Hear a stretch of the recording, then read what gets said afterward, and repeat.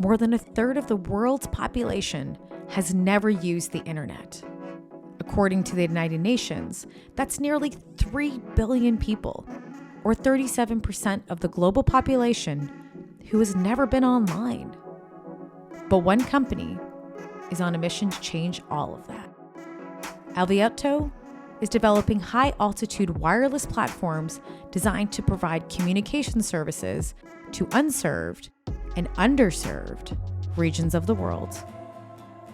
I'm joined by Thomas Olson, who serves as the Director of Business Development, to discuss how his team is playing a crucial role in making all of this possible. Join us as we get rebelliously curious. Thomas, thank you for joining me on Rebelliously Curious today. So again, I probably will butcher the name and I will apologize in advance. You work for a company called Avealto that is doing some amazing things. That's one of them is bringing the internet to over 1 billion people within disconnected areas. So before we get into that and all the wonderful things this company is doing, can you give me a rundown on what the mission is of Avealto?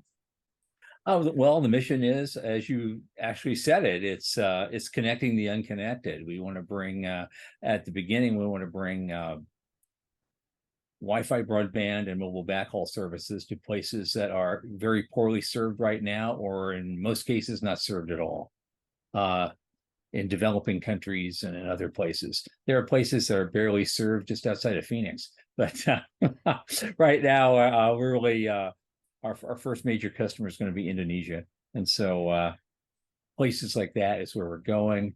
So our high altitude platform actually holds station at an altitude of between 18 and 25 kilometers, depending on the latitude in the world. And it is an airship that's 101 meters long.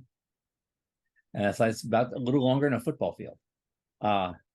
Can you explain to people what an airship is? Because to me, it just, when I saw an image, and I'll put it here on the side, it looks like a massive blimp. It is. Okay. Blimp is more, it's more a dirigible than a blimp, I guess. And if you're really going to be technical about it, it has a framework to it. And there's a lot of, there's an outer cover. And on the inside, there are 3 to 5 various smaller kind of sub balloons, I guess. That's where all the helium goes, and you can adjust that way. You can adjust the attitude of the craft just by moving helium around between the 5 cells. But the idea is this thing is lighter than air, and it looks a little bit like an airship that you might have seen from historical videos. It's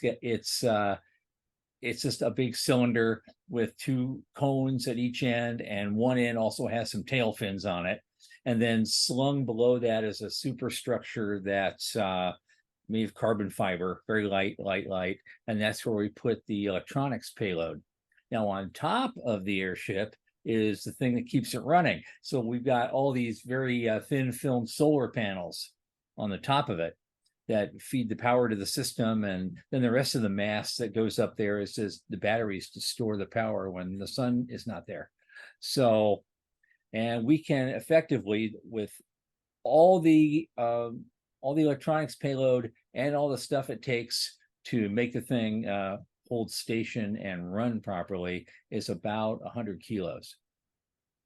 And we can carry that. We can carry that up to that high altitude. We chose that particular altitude because that is where it's the stratosphere, correct? Too. Right. It's technically, yes, it is the stratosphere, but it's a layer of the stratosphere where the winds themselves are very, very, very light. Can you explain what the stratosphere is for people that might not know? It's just the upper layer of the atmosphere is very thin. It's above. There's the troposphere and the stratosphere and the ionosphere, and then if you're an astronaut, it's just plain fear, I guess. But fair. But yeah, it's above. It's an area of very, very thin air. It's above all the weather. It's above all the air traffic. It's above the way above the clouds. It's above everything. And so you get a lot of sunlight during the day, and you can see for miles and miles and miles, like the song says. And so our electronics payload will cover an area, and consider it like think of it like a cone that comes down, and on the ground, by the time it hits the ground, the effective area we can service is about 240 kilometers, 150 miles in diameter. Big circle. Wow. And so we can go over some populated areas, and we can service everyone in that populated area. I mean, it will only take maybe 2 of these things to cover the entire Isthmus of Panama. And Oh, so, wow. we got, there are places in the world where we can go. We can provide, kinds of service, a wireless service that is not from a satellite. It's much closer to the ground. We use satellite technology, but we're not, flying into space. So we're much closer to the ground. So the latency, the time it takes for the signal to go up and back is far, far, far shorter than it would be to go to, say, a satellite in geosynchronous orbit, which is 22,000 miles out in space. That's a long time. And that's, and So it's more practical. Yeah, it seems like milliseconds, but it's only, 4 milliseconds as opposed to, say, 20 or something. And it does make a difference when you're doing certain things, especially if you're trying to do high resolution video like you and I are doing right now. So there, the older satellite systems, you just couldn't do that very well. You get a lot of delays and it would chop up. But with a system much closer to the ground, the bandwidth is much wider, and you can service a lot more people. So we look at companies like Elon Musk, Starlink. This seems like a direct competitor to it. That is it. Okay. I mean, our goal, I used to joke that our goal is kind of take his lunch money, if the guy's so big, right? But it's a little more serious than that. We're going into areas where actually he can't afford to go. Actually, because his service, he is serving direct to the consumer. And right now, the price for his service at 110 a month, a lot of people in developing countries, even now, can't afford $110 a month. And they have nothing right now. Our biggest target market is Indonesia right now, because Indonesia, while it's well wired up on the mainland and in the city areas like Jakarta, Indonesia has 6,000 inhabited islands. A few, 3 or 4 big ones, and a lot of little tiny ones, and all have people living on them. You're not going to run fiber optic out there anytime soon. And the satellite services that could reach there are just not affordable for people. But our high altitude platform, the way it's built and the way we can configure it now, and the technology to do this has only emerged within the last 10 years, maybe less. We can provide service to those people from a long distance for a fraction of the cost that our current satellite constellation competitors. It's not just Starlink, but they're all, they're pricing themselves out of the developing world market, and so we see an opportunity there where few others do, and we've raised some money, and we're raising a bunch more, and we're building this thing, and hopefully it's going to deploy mid to late next year. That's amazing. I have such heart for people doing work in developing nations, and I know a lot of other people do.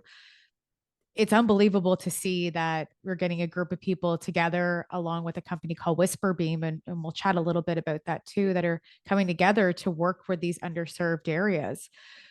Are you working with, you're saying Indonesia, but are you working with other governments and directly with the government? Because we get into some, I'll let you answer that first. And then, because we do get into challenges though, working with specific governments and offering different technologies to some people, depending on government role. Absolutely. In fact, one of our key strategies in going in is that we talk to the government people first before we even advertise anything, before we even talk to local service providers that we can provide this for them. the first thing we do is we go in and we talk to the government representatives and the regulators to see if this is going to work for them. And usually, especially if there's a demand at the other end from the local service providers, it becomes a pretty good fit in many cases. And we'll have that regulatory framework and those permissions set up before we even set foot in the country to deploy a vehicle.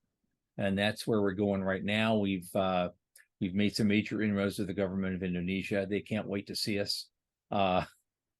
When my boss, Walt Anderson, the co-founder of the company, when he goes to Indonesia at least once or twice a year, and there's big Asia telecom conferences there, at least once a year or nearby, he goes there, and he's a very popular guy. People, not just in Indonesia, but in other places, want to talk to him about what we're doing, because they see that as a lower cost and higher quality alternative to everything else that's been offered to them at this point. Now, right now, our range and our version 1.0 of our craft, we've already done tests on smaller scale models multiple times over several years. We know it works. We're building the big one now. As soon as we get the regulatory approval, both in Indonesia and in the UK, where we're based, then we're off and running. That's going to be very soon.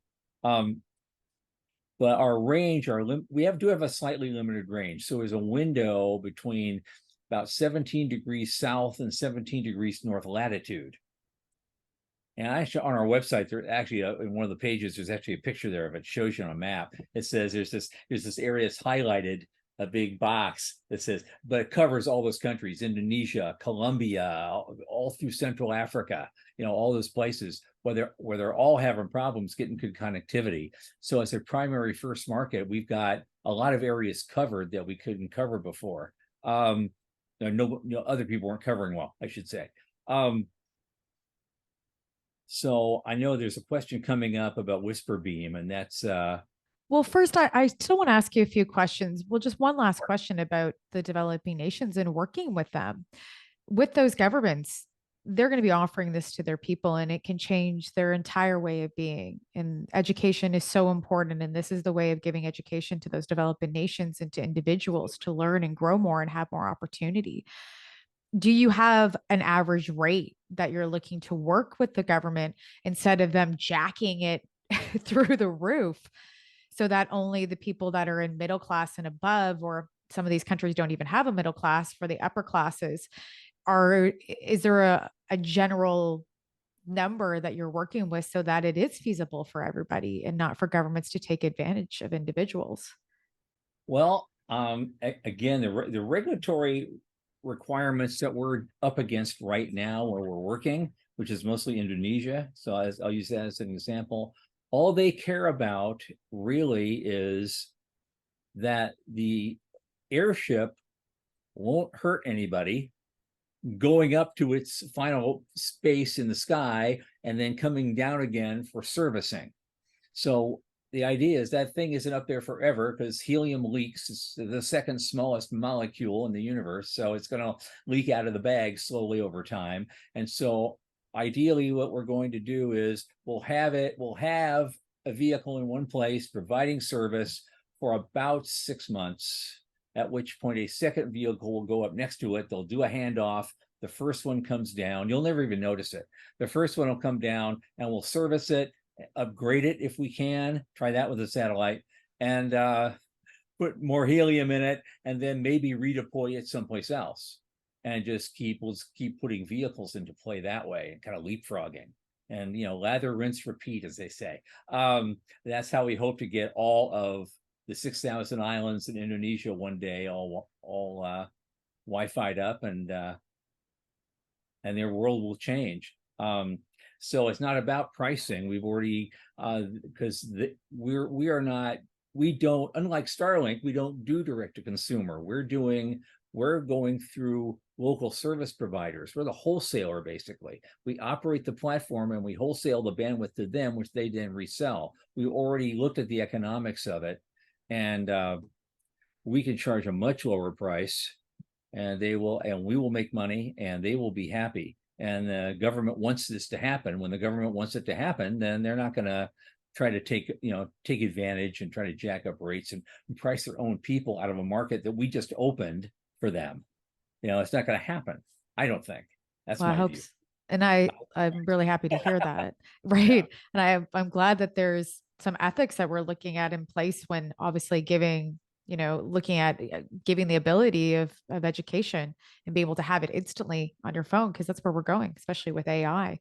I want to get That back into the concept of the airship though, because people might be like, is this one airship? Is this multiple airships? Are they going to be scattered throughout the stratosphere?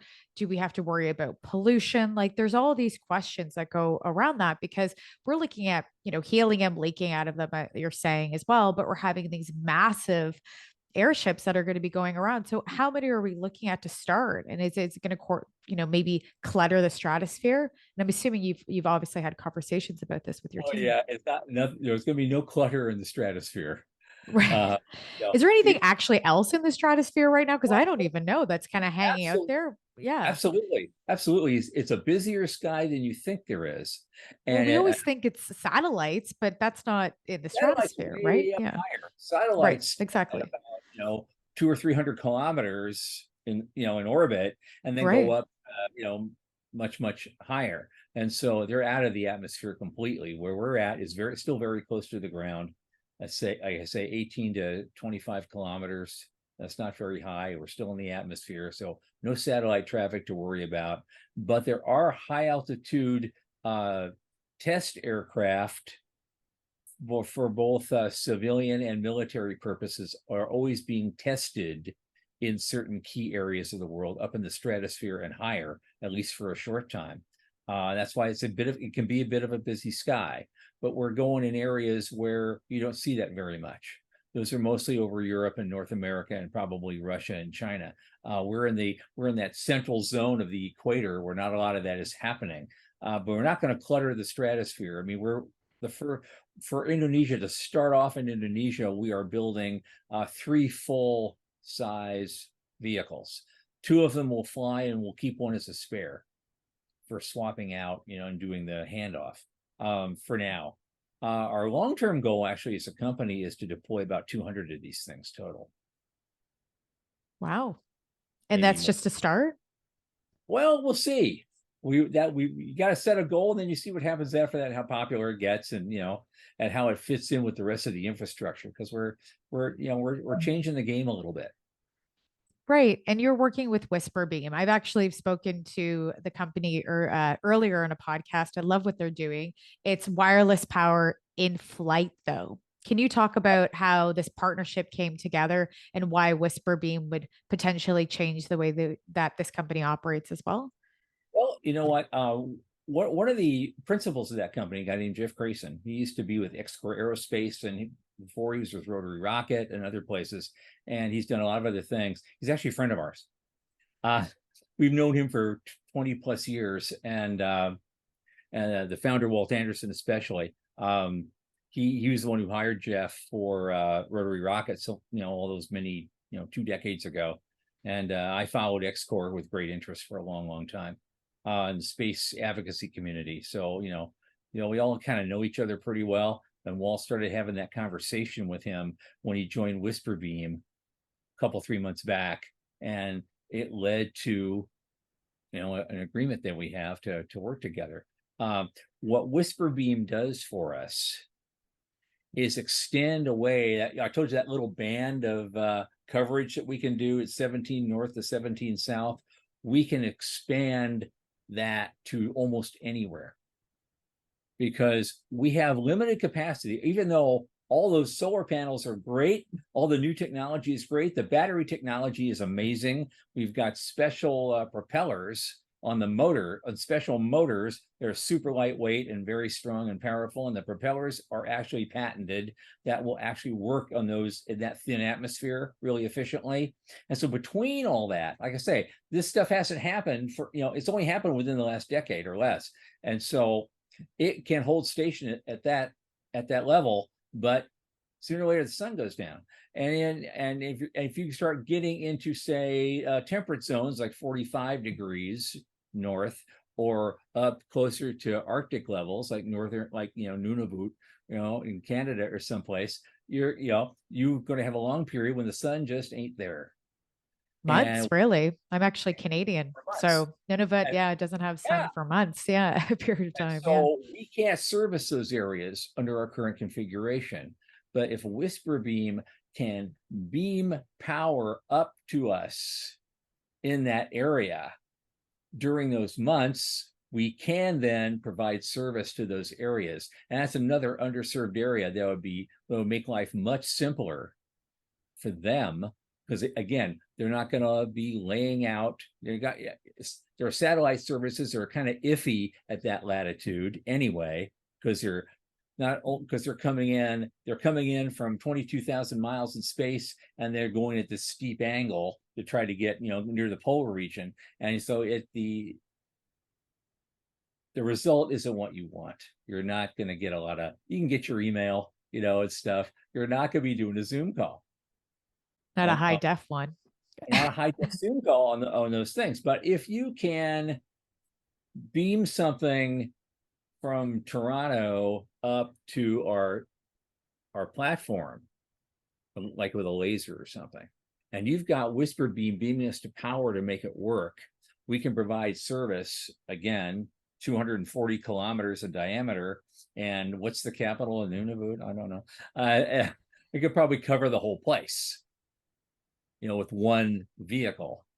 And I think, and there are other places around the world, in multiple latitudes that we be able to provide service. And even if it's say 35, 45 latitude, you get a lot of sunshine in the summer and not so much in the winter.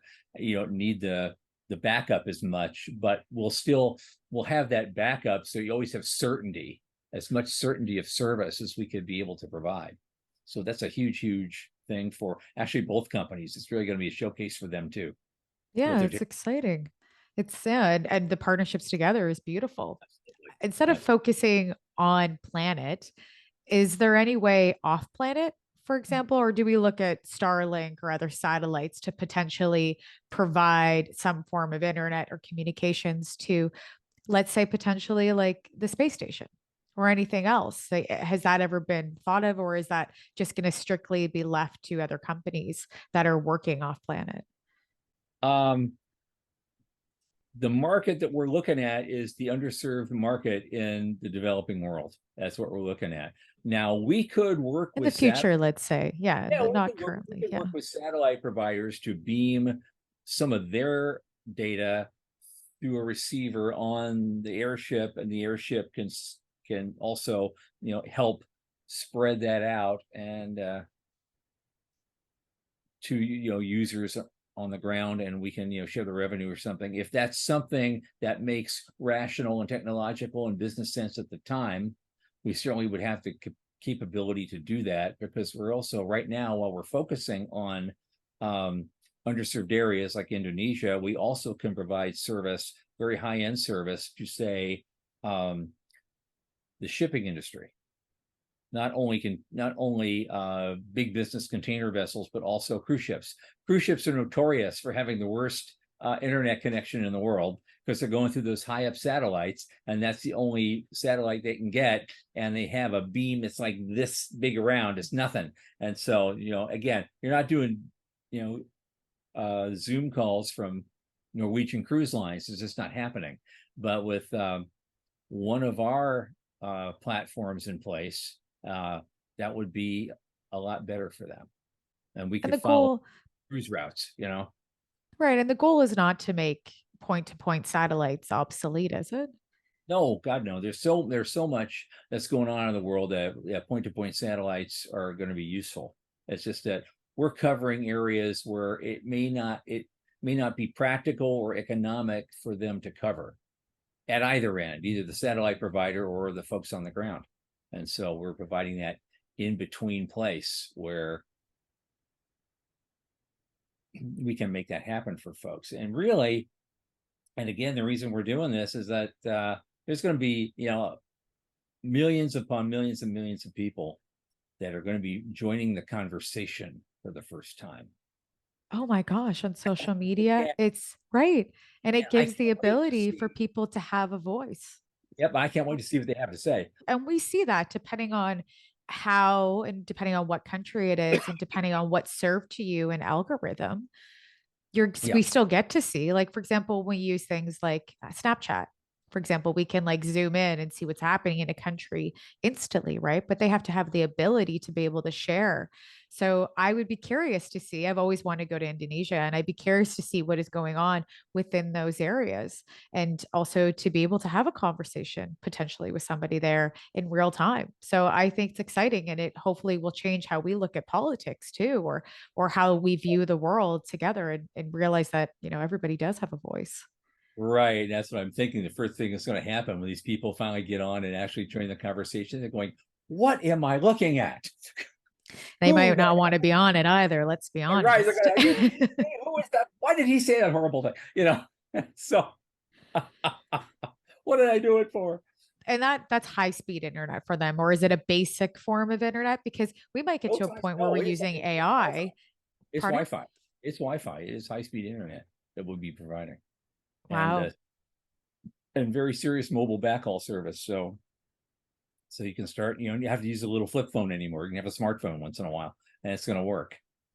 It's going to be world changing for a lot of people. What are the biggest technological hurdles that you have to get over right now? Well, actually, there are not too many because we've got the final design for our platform all proved out. We've got the final design for our at least version 1.0 electronics platform, the transceiver platform all worked out. We've got antennas and control systems that we've literally patented. We just took out 4 patents just last year on what we're doing. So we're finalized and ready to go right now. The biggest thing we're doing now, we're doing what they call a Series A fundraise, and the purpose of that will be to build the big guns and start marketing seriously. We've been in R&D mode for a long time, and now we're ready to rock and roll. That's exciting.